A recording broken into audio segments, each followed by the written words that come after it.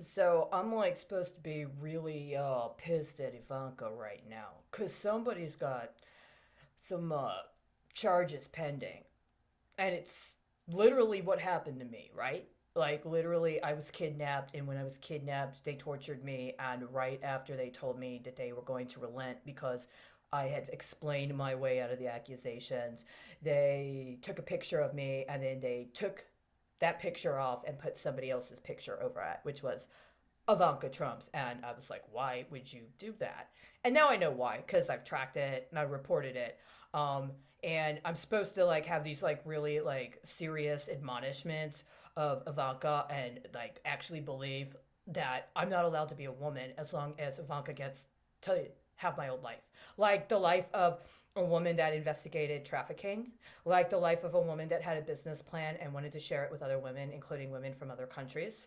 Um, like the life of a woman that was, interested in statesmanship and or peace in the Middle East and going to Jerusalem and maybe talking to people from different interests in Jerusalem about their experience in the Israel-Palestine conflict. I don't know about that whole thing in Saudi Arabia. I had a very different relationship with the Saudis, right? But I did work on the tech that was being used as part of the deal that was brokered, right? So I'm supposed to be really angry at her, and I'm supposed to believe that I'm not allowed to be a woman because she's an American woman. She's an American woman now, and me and my relationships with people that were either first generation Americans or may have immigrated to this country from other countries, including the former Soviet Union, including immigrating to the United States from the former Soviet Union or countries of the former Soviet Union because they were political opposition in those countries that actually did very meaningful things,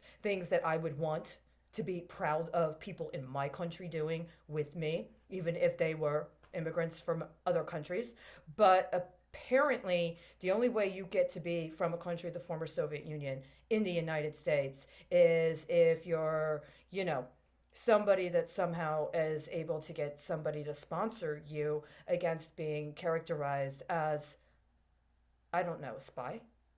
I don't know. You're not allowed to vote. You're not allowed to have a political opinion. You're not allowed to have a job where you're allowed to be in a public profile. You're not even allowed to really have a Facebook account.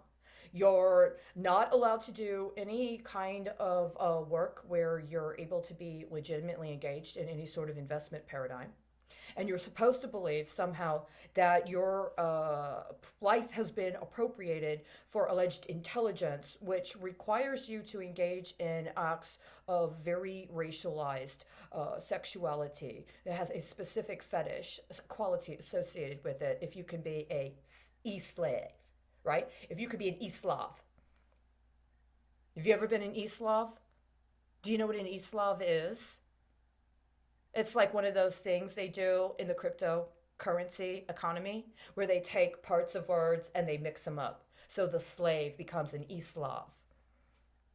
I'm serious. I'm serious. So I'm supposed to be mad at her because now I am her and she's me, right? So this is the situation because this is what I was supposed to do when I was working the taxes. Somebody's got a case or somebody's got a business deal with that profile. I just work the taxes. But as soon as I come and I sit down, after I type in my information, first thing that comes up is a boob shot with me as the domestic worker who had her passport stolen.